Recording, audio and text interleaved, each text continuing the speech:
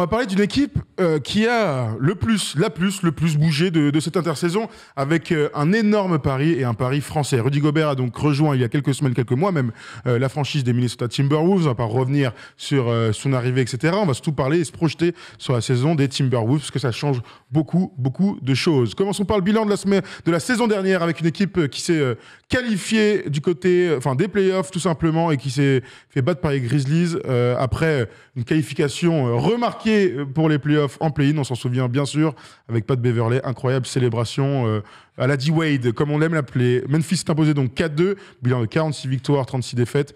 7e attaque NBA, 13e défense NBA au rating, 7e de la conférence Ouest.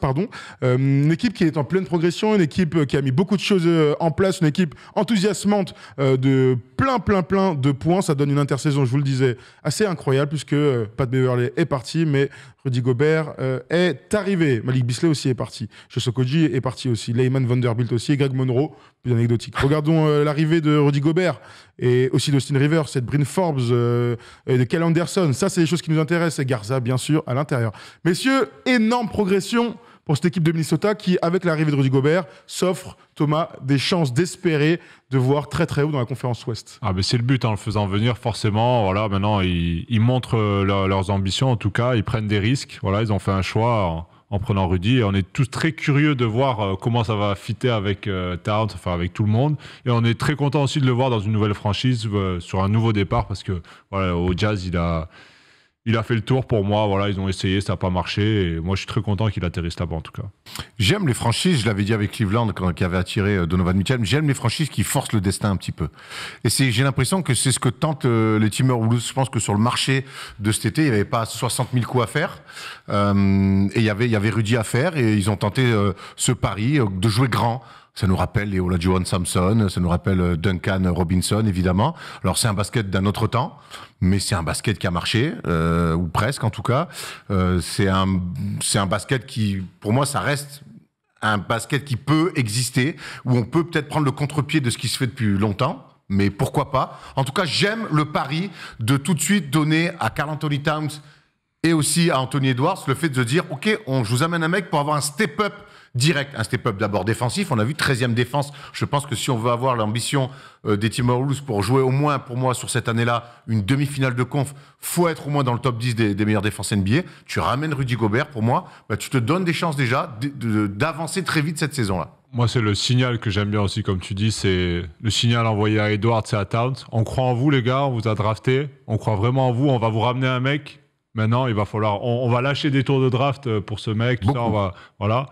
Maintenant, prouvez-nous qu'on a eu raison et que vous pouvez aller en haut, puisque Towns, il aime bien parler, Edwards aussi. Maintenant, prouvez-nous que vous pouvez amener cette équipe au sommet. Donc ça va être super intéressant cette année et je trouve ça assez excitant, moi. Il y a beaucoup de questions qu'on se pose. Tu as raison de parler de jouer grand, ça va être l'une des questions qu'on va se poser. Mais il y a aussi d'autres choses dans le roster qu'on va redécouvrir tous ensemble dans cette équipe, parce qu'il y a une hiérarchie aussi à trouver qui est le véritable leader dans cette équipe. C'est une vraie question qu'on peut commencer à se poser, même si Karl Anthony Towns, bien sûr, est arrivé largement avant Anthony Edwards. La question de D'Angelo Russell, dont on va parler dans quelques instants, puisqu'il est en fin de contrat l'année dernière et qu'il y a une vraie question sur le poste de meneur de jeu. Commençons, si vous voulez, par l'apport de Rudy Gobert par rapport à tout ça et son association avec Karl Anthony Towns. Est-ce que vous y croyez, les gars, à une association de deux grands, de seven-footers dans cette NBA qui court toujours plus? J'ai regardé un petit peu les matchs de prépa et ça va prendre du temps. Ça va prendre du temps, il faut leur laisser du temps après. Parce que mine de rien, ça casse les codes. Karl Anthony Towns a joué avec, comment il s'appelait à l'époque il était sénégalais. Oh là là. Dieng, Gorgui. Ouais, avec Gorgui Dieng et tout, mais pour moi, c'est pas vraiment comparable. On sait que Karl Anthony Towns n'aime pas trop aller au charbon, que ça fait plusieurs saisons qu'il demande à jouer, à être un vrai poste 4, donc on lui a ramené Rudy. Maintenant, la qualité de passe de Karl Anthony Towns, on en a déjà débattu, je suis pas complètement convaincu là-dessus. J'espère vraiment que Rudy Gobert n'est pas venu là simplement pour faire que le sale taf. Il fait ça fait partie de son métier. C'est pour ça qu'on le paye cher, très cher, même Rudy Gobert. Mais Rudy Gobert, faut savoir l'utiliser. Ce que le Jazz n'a plus su faire en fin de parcours avec lui. J'espère que Minnesota aura retenu les erreurs qu'ont fait le Jazz avec Rudy Gobert et que Karl Anthony Towns saura se servir de Rudy Gobert pour le rendre meilleur et vice-versa, plutôt que de dire, OK, moi, il y a des trucs que j'ai plus à faire, aller au rebond, faire le sale boulot, aller à la maillotche, et je vais passer ma vie au large. Voilà, ça, parce que tous les articles dans la presse US qui sortent, est-ce que Karl Anthony Towns n'est pas le meilleur extérieur shooter à 3 points, le meilleur intérieur shooter à 3 points, tout ça, c'est des trucs un peu fous. Moi, je suis quand même assez inquiet. Je suis excité, en même temps, je suis inquiet. Je me demande, est-ce qu'ils vont pas se marcher un petit peu dessus, quand même. Je me dis, mais comment on va faire si Towns, il veut jouer un peu à l'intérieur avec Gobert, il va être dans les alentours, ça va le gêner. Après, on sait qu'il aime bien shooter à 3 points, parfois dans l'excès. Alors peut-être qu'il va encore plus se spécialiser dans ça, forcément. Avec on va le réduire à ça, du coup. C'est là où je me pose la question. Est-ce que ça va faire pas un peu too much sur le terrain? Je me demande comment ils vont se positionner. Après, on en parlera plus tard, mais c'est là où le meneur va avoir un grand rôle aussi dans tout ça. Le meneur et le coach. Bien sûr. Voilà. Parlons de Chris Finch, parce que tu parles de l'état d'esprit. Alors, je vous pose une vraie question. Qu'est-ce qui est le plus important? L'état d'esprit de l'équipe ou pour faire des passes à l'intérieur, contrairement au Jazz, ou est-ce que ça va être le coach qui va devoir obliger, entre guillemets, ses stars, surtout les mecs qui veulent mettre des points, à faire des passes à Rudy? Parce qu'en fait, la clé, elle est là, on est d'accord. Ouais, mais il veut pas non plus 1 milliard de ballons, Rudy. Il veut un peu de la reconnaissance. Quand il a les mismatchs, quand il est au milieu de la raquette comme ça, les bras en l'air, recevoir les ballons, ça arrive pas 40 fois par match non plus. On sait que les deux scoreurs, ça va être Edwards et Towns. C'est eux qui vont avoir les ballons généralement et qui vont apporter les points. Après, Rudy, oui, il veut un peu plus de ballons. Parce que quand tu le vois avec des mismatchs, avec des petits surlies au milieu de la raquette, qu'on le regarde même pas, bien sûr, c'est frustrant. Je pense que c'est plus ce genre de situation-là. 2-3 post-up quand elle a vraiment l'avantage, qu'il est bien placé, 1 ou 2 dribbles, qu'il a à se retourner. Voilà, je pense qu'il ne demande pas non plus qu'il y ait des systèmes pour lui, quoi. Et parce qu'au Jazz, on lui donnait pas ces balles-là. Oui, c'est pour ça ça que je te dis ça. Oui, mais c'est ces petits ballons qu'il veut, je pense. Amener de l'alternance, surtout. Je crois que on a vu même les Warriors de la grande époque, même les Warriors l'année dernière, ils font pas que tirer à 3 points. Alors, il y a eu des excès d'ailleurs pendant les finales, et ça leur a coûté des matchs par moment. Mais quand les Warriors jouent le mieux au basket, c'est quand il y a un peu d'alternance, qu'ils arrivent à mettre la balle à Draymond Green en bas, qu'il y a du mouvement autour des grands, que Kevin Looney touche un peu les gonfles, ça veut pas dire pour les marquer des paniers. Donc, et en plus, Rudy Gobert, qui est plutôt un véloce, qui court sur du alley-oop, sur des choses, il va falloir amener de l'alternance, parce que c'est une équipe de gourmands quand même. D'Angelo Russell, ça aime bien envoyer des fléchettes à 3 points. Karl Anthony Towns, je pense qu'il va pas se priver maintenant qu'il est un peu libéré du poste 5. Anthony Edwards est un mec qui aime beaucoup le ballon et qui aime bien la première intention. Il va falloir que Chris Finch, là-dessus, arrive à imprégner un tempo avec ses joueurs, à leur dire vraiment l'alternance. Moi, j'en reviens toujours à ça. Si c'est une équipe qui ne fait que shoot à 3 points en espérant qu'il y ait du rebond, j'ai peur que ça marche pas. Ce qu'a fait le Jazz. C'est pour ça que parce qu'on peut faire le comparatif entre Donovan Mitchell et Chris Finch et Anthony Edwards. Deux arrières qui aiment vraiment beaucoup jouer pour eux, shooter, qui créent pas beaucoup pour les autres.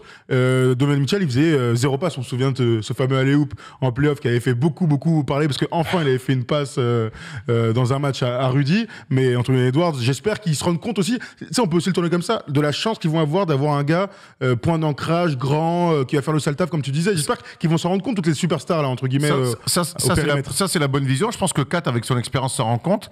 Mais autour d'Anthony Edwards, j'ai beaucoup de questions. Parce que c'est la saison aussi où Anthony Edwards, alors certes, il y a la relation avec Rudy lui aussi qui va devoir avoir, sur pick and roll notamment. Et puis aussi Anthony Edwards, qu'est-ce qu'il veut lui? Est-ce qu'à un moment donné, il n'y a pas une prise de pouvoir qui va s'effectuer cette saison en disant c'est moi le franchise player de cette équipe?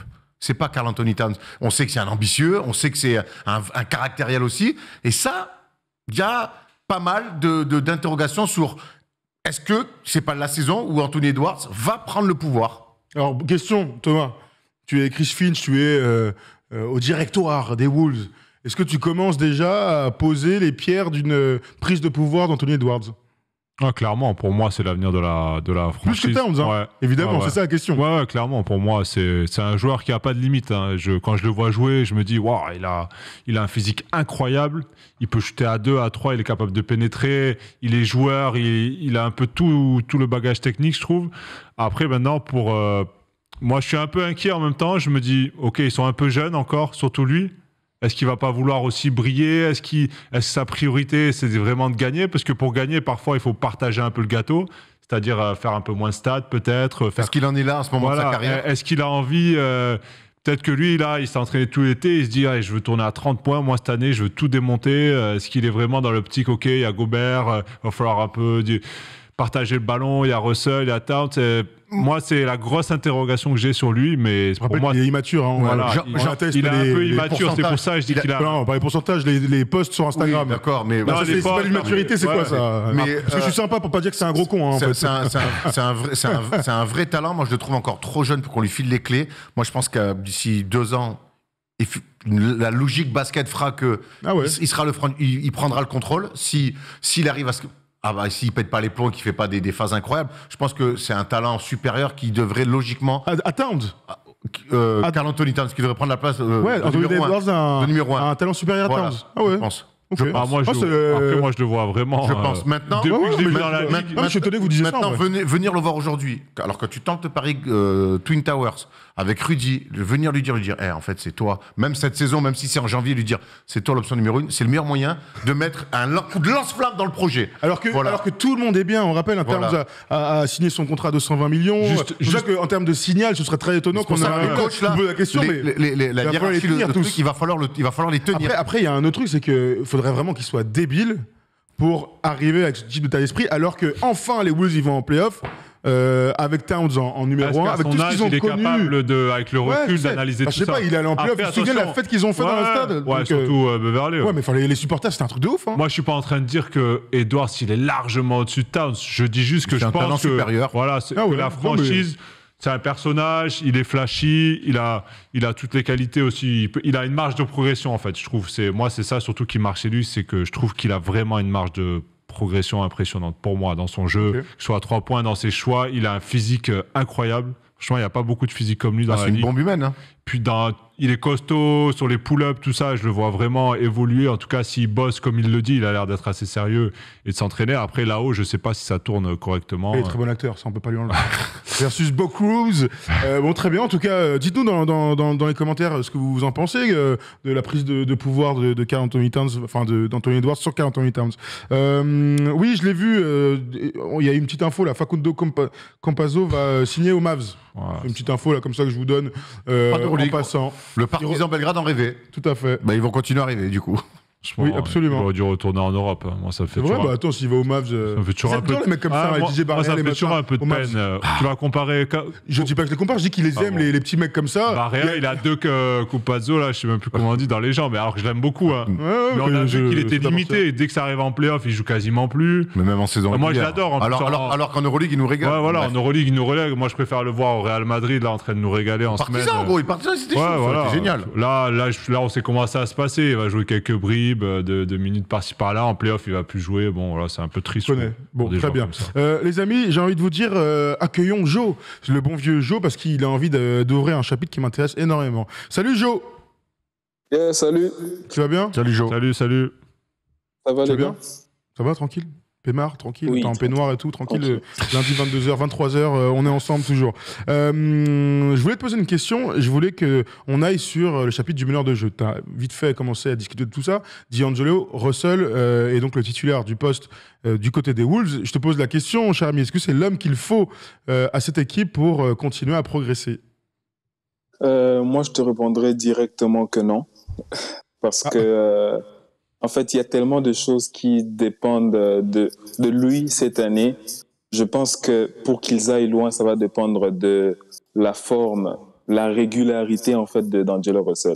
Ouais. L'année passée, on a assisté à plusieurs moments où il était en down, et que l'équipe ne marchait pas assez bien. Pendant les play-in, pendant un certain moment dans le jeu, tu remarquais que voilà, le jeu il n'était pas assez fluide parce qu'il était un peu en down. Jusqu'au moment où on l'a benché même à la fin de jeu là. Le fait qu'il y avait Beverly l'année passée, c'était un gros plus pour eux parce que de temps en temps ils pouvaient prendre un peu le lead sur ce côté-là. Mais maintenant il y a Austin Rivers derrière lui. Je pense pas que c'est vraiment la meilleure des choses qu'il puisse attendre, mais j'ose croire qu'il peut être régulier. C'est ça. Intéressant. Vous en dites quoi sur la régularité de D'Angelo Russell? Il a montré qu'il l'était pas. Hein. Ben voilà, il a montré qu'il l'était pas. Je demande à voir. Et dans ce nouveau pari de jouer grand, s'il y a bien un poste qui va être important dans ce nouveau projet, c'est le poste de meneur, Thomas. Tu vois, donc c'est pour ça que moi, les playoffs qu'il fait l'année dernière, D'Angelo Russell, c'est un foutage de gueule. Honnêtement, il est à l'envers. Et on voit que quand il n'est pas en phase avec son tir et qu'il ne met pas des points, eh ben, ça devient un joueur, mais random, pour pas dire autre chose. C'est un super passeur. Alors que c'est un mec. Ouais, mais limite, quand il met plus de points, ça ne reste plus trop. C'est ça. Et ça va être un problème parce qu'on a parlé d'Anthony Edwards, qui est jeune et donc à qui on va accepter un pourcentage d'erreurs. Karl Anthony Towns va avoir forcément pour moi une réadaptation sur le poste 4 parce que même s'il a déjà joué 4, là, on sait que ça va beaucoup se passer sur l'extérieur. Donc, mine de rien, il y aura un petit peu de réglage. Il y a Rudy qui arrive, à qui il va falloir foutre des ballons. On parlait d'alternance. C'est D'Angelo Russell qui va devoir dire non, celle-là, je la garde sous le bras, ça sert à rien. Bien couru, mais je la garde sous le bras. Là, on a le mismatch, donner la balle à Rudy. Tiens, il est chaud, 4 à 3 points, on va aller chercher un play pour aller le chercher. Je pense que là-dessus, c'est lui qui va avoir... Mais je le vois tellement s'amuser, et puis il a toujours cet air nonchalant qui lui rend pas service, cette nonchalance qui lui rend pas service. Pour moi, c'est le gros point d'interrogation. Il y en a plein avec cette équipe de Minnesota, mais c'est vrai que partir sur un projet grand avec un meneur qui a amené aussi peu de certitude en play-off, il y a un vrai risque. Il y a un vrai doute. Rudy a dit c'est un super passeur, il me trouve les yeux fermés, etc. On sait où est-ce qu'il va le trouver, sur pick and roll, les passes lobées. Ça, j'ai aucun doute. Mais tu as raison, Erwan, c'est dans la gestion même de l'équipe totale, de l'émotion de l'équipe, où il y a un vrai point d'interrogation. C'est un joueur qui prend beaucoup d'argent. On pourrait aussi se poser la question d'aller chercher quelqu'un d'autre à un moment donné qui soit en tout cas plus régulier et plus calme dans sa tête. Il y a une stat qu'on pourra jamais noter, enfin faire en tout cas sur des joueurs, c'est l'orientation du jeu, la gestion, comme il a dit Erwan, les tempos, les momentum, voilà, gérer le match. Tout ce que pour moi, c'est pour ça que j'ai jamais aimé un gars comme Russell Westbrook, tu vois, je veux pas tirer dessus, mais voilà, c'est... Trop tard. Moi, j'aime les meneurs, voilà, qui vont gérer le jeu, qui vont mettre la balle où il faut, quand il faut, qui vont prendre leurs responsabilités. Et moi, j'attends ça de lui. Je pense qu'il en est capable, mais après, est-ce qu'il en a envie? Est-ce que cet été, il s'est déjà mis, en fait, dans cette configuration-là, de se dire, OK, je vais avoir une grosse équipe cette année, je vais avoir un gros boulot, on m'attend. Est-ce que... Et on va jouer un basket spécial, à part, de jouer grand comme ça. Et on va jouer un basket aussi où on veut gagner des matchs. Absolument, surtout. Donc, c'est ça le truc. Voilà, je veux qu'il soit le leader. Voilà, c'est pas quelqu'un de vocal, mais en tout cas, dans la gestion du match, dans où mettre ta balle, sur qui jouer, tu l'as dit, Towns, Edwards, s'il est chaud. Aller chercher un peu mon petit Rudy, là, qui vient de faire 6 allers-retours sans toucher la gonfle. OK, viens au pic, je vais te la jeter, boum, petit alley-oop. Voilà, faire manger un peu tout le monde et régler un peu tout ça dans cette équipe. Moi, je l'attends sur ça. Et bien sûr, en fin de match, on le sait dans sa carrière, il a été très clutch avec son signe. Il est capable. Voilà. Bien sûr. Donc, il est capable. Donc, moi aussi, je l'attends sur des fins de match clôturés là, à 3 points. Mais aujourd'hui, on est sûr de rien. Mais il s'est fait une saison cata, hein, la dernière. Mais il finit mal, ouais. Depuis qu'il est parti des Nets, hein, honnêtement. Il était bon avec les Warriors. Les Warriors, c'est ce que vous voulez dire. Sans intérêt, parce que l'équipe, elle joue rien. Voilà. Et puis, il arrive au Timberwolves et il était très content de retrouver son pote 4, mais ça, c'est très irrégulier. De toute façon, on va le voir assez rapidement. Est-ce qu'il s'est entraîné cet été? On va voir direct. Surtout, il est en année de contrat, donc on connaît. S'il n'est pas bon là. Prends ton oseille, c'est maintenant. Je vous pose une question. Je te pose une question. Je ne prends pas au dépourvu, mais quel autre joueur ou quel autre type de joueur tu aimerais, toi, avoir à la place de D'Angelo Russell? C'est vrai qu'il n'est pas disponible, mais tu vois un gars de la trempe de Brogdon. Mais évidemment. Il est là pour gérer l'équipe. Malheureusement, il n'est pas disponible. Mais un trade avec un bon meneur de jeu, ça serait vraiment une bonne chose. Une autre chose qu'on ne parle pas vraiment assez, c'est que en plus de Gobert, ils ont pris beaucoup d'autres gars qui peuvent shooter. Tu vois, Bryn Forbes, Kyle Anderson, ils ont McDaniels qui peut mettre beaucoup de 3, en plus de Towns et puis Edwards. Ces gars-là, il faut les servir. Il faut les servir. Mais, un meneur qui aurait été cool pour moi, dont on a parlé un petit peu cet été, c'est... j'ai un problème avec les noms. John Wall. Non, John Wall, ça aurait été bien, avec un salaire minimum, mais je pense pas que John Wall aurait pu venir, mais sur le marché des trades, peut-être essayer d'aller chercher Dejounte Murray. Je trouve que... Alors, il est à Atlanta, mais je trouve que dans le profil, Dejounte Murray avec ces mecs-là, je sais pas, ça m'aurait... Ça manque de neurones. Ouais, ça fait beaucoup, il n'y a qu'un ballon, hein. Il aime bien porter la balle. Il y a Edwards, Town. Meilleur défenseur, ça c'est sûr. Moi, meilleur défenseur. Je regarde les commentaires. Si vous avez des propositions, on parle de Mike Conley. Mike Conley, hein. Il y a moyen d'aller le chercher, hein. Ouais, mais bon, j'imagine pas Mike Conley avec Rudy Gobert une deuxième fois. Donc, Non, Mike voilà. Conley, ouais, pas mal, Mike Conley. Il y a Mais bon, du il a raison. Rubio. Mais ouais. c'était l'un des seuls qui voulait lui faire des passes. Je pense pas que Rudy Tout à fait. Gobert, il en est contre Mike Conley. Ouais, ça. non. Il y a Ouais. Coco qui est bon et qui nous dit Toto Ferrari. Du Brogdon, du Rubio, bon Rubio absolument. Alors, on va revoir le roster Rubio, parce que ouais. Joe a commencé à nous parler du Rubio. roster. C'est intéressant, on a parlé des Il stars, l'avait, etc. Jaden McDaniels donc va être dans le 5 majeur, c'était Vanderbilt, on se souvient l'année dernière. Tout le monde est plein de louanges pour lui, de son physique, etc. Tu m'étonnes. Le meilleur défenseur sur l'homme de l'équipe. Hein. Clairement, et il va falloir défendre. Ils ont pris Kyle Anderson qui est un vrai bon défenseur aussi. On parle de gars qui Et gère t'as son pas vu tempo. Bon bah lui, Anthony Edwards. il gère son tempo. T'as dit quoi, Joe? J'ai dit, t'as pas vu Anthony Edwards défendre contre KD et Kyrie, là. Bah, Ouais, on a moi, vu le j'attends de contre. voir. Le contre. J'attends de le voir. En tout J'attends cas, de le voir. il a J'attends de toutes le les capacités pour un Voilà. top Oui, oui, défenseur. j'ai vu S'il en a Maguire. envie, Je l'ai vu le match, hein, donc, mais j'ai vu McDaniel s'y coller du début à la fin en plus. Mais bon, après. J'ai Dozier a été coupé. il parlait d'Edwards, ça. Oui, Edwards, mais Edwards, Ah, ok. c'est un bon il peut Il a le être un- potentiel d'être un bon C'est défenseur. un potentiel d'être un très bon défenseur. Ouais. Aujourd'hui, le mec qui se colle sur tous les meilleurs scoreurs d'en Ok. face, ça va être Oui. McDaniel. C'est normal. Parce que normal. Attends, je regarde parce que là, quelqu'un a dit dans le chat que PJ Dozier avait été coupé, mais je l'ai pas du tout vu passer. Donc, C'est celui qui était à Denver. à Denver, qui avait un gros potentiel, il s'est fait les croisés et tout ça. Donc, Ok, si Denver, c'est ça? Non, il n'y a pas juste de Denver, gros potentiel à Denver, il s'est pété. Il s'est pété. Je regarde, non, moi j'ai rien. Hein. Il y a une semaine, Won't Play. J'ai pas l'info, si vous l'avez, vous me dites, mais en tout cas, je vois pas l'article.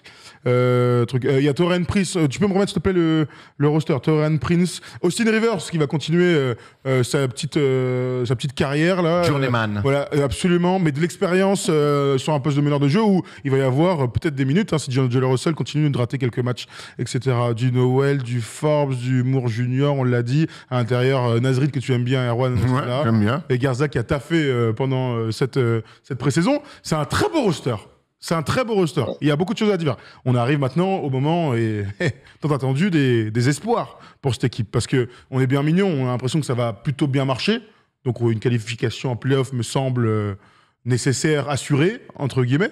Mais qu'est-ce qu'on peut espérer pendant les play-offs? Tu as parlé de demi-finale de conférence. Moi, je veux que cette équipe-là continue de progresser. C'est normal avec l'arrivée de Rudy et les changements qu'il y a eu cet été. Moi, je veux que cette équipe-là fasse une demi-finale de conférence pour que le projet prenne sens. Voilà, je pense qu'ils veulent casser les codes en voulant jouer grand. Jusqu'à où ils veulent casser les codes. Ça serait intéressant de voir les fins de match aussi, de savoir il y a beaucoup d'articles dans la presse américaine pour savoir si Rudy et Karl Anthony Towns pourraient finir les matchs ensemble. Ils se murmurent qu'il y a peut-être des idées côté des Wolves. Ça fait très longtemps quand même qu'on n'a pas vu deux grands tontons de plus de 2-15 finir les matchs, en play-off notamment. Donc à voir, on sait que Rudy a souffert de ça avec le Jazz. Hein. Il était souvent mis sur le banc parce que le spacing, tout ça, il était payé, mais en même temps, il voulait pas le faire payer de l'autre côté. Donc peut-être que Chris Finch aura d'autres idées. Demi-finale de conf pour moi. Ok, demi-finale de conf, ça veut dire que c'est dur. ils sont dans les 4 meilleurs, de la conférence Ouest. Hein. Vous voulez, on va refaire tout à l'heure les 8. Ah, je te dis pas qu'ils vont y aller, mais je te Ah dis ouais, que non, mais c'est- on va refaire on a fait le classement, vous allez voir après. Erwan est chaud, hein, ça veut dire qu'il le voit passer, les Clippers, les Warriors et machin, etc. Donc Non. tu dis quoi, toi? Ouais, c'est chaud, Viser, ok, c'est facile de dire ils vont viser, mais est-ce qu'ils vont passer un tour Je de vais pas play-off? me mouiller, moi, top 8. Voilà. Oh là là. Non, Donc tu les vois, c'est au dur premier là, parce que tour. vraiment, il y a Ah, tellement ouais. un gros changement. J'ai du mal à me projeter. Après, voilà, il faut au moins qu'ils se qualifient top 6 playoff. Voilà. Sinon, c'est un échec pour moi de faire venir Rudy Gobert et pas faire les playoffs directement. Premier tour de playoff, oui, c'est vrai. C'est peut-être moins ambitieux qu'une demi-finale de conf. Et après, T'as envie passer. des équipes, là. j'ai Les mis équipes, c'est septième. dit, oh, putain de merde. J'ai mis septième. Ouais. Ouais, voilà. Donc, top 6, ça serait bien. Je trouve déjà playoff. Après, avoir. Mais c'est compliqué à lire. Pour Est-ce qu'on a cette impression? On nous a dit Orford, Robert Williams dans le 5, c'est deux grands, alors pas de 2-15, mais deux grands qui jouent c'est pas et les qui vont en mêmes, finale. Ouais, qui vont au large, qui peuvent. Ouais, mais oui, ça se tient. Anthony Towns, Ça voilà. se tient. Bon, Pas Robert Williams, ça. On n'a jamais dit que c'est des Twin Towers, tu vois. Non, non, c'est Orford, deux- c'est pas un gars qui joue tous les ballons. Voilà. C'est du catch and shoot. Grant, sûr. il est très mobile. c'est de vrais grands. Il dit quoi, mon Joe, là, sur Discord? Tu dis quoi, toi? Tu les vois aller jusqu'où? Moi, je les vois demi-finale de conf, ça serait leur plafond, vraiment leur plafond. Ah, ça mais serait- je ça serais, serait une je serais belle content saison, je s'ils vont en Game 6, Game 7 en premier tour. Là. Ok, très bien, Joe. Merci de nous avoir appelés. Merci, Joe. Ouais, merci. Ben, merci Régalé. beaucoup, les gars.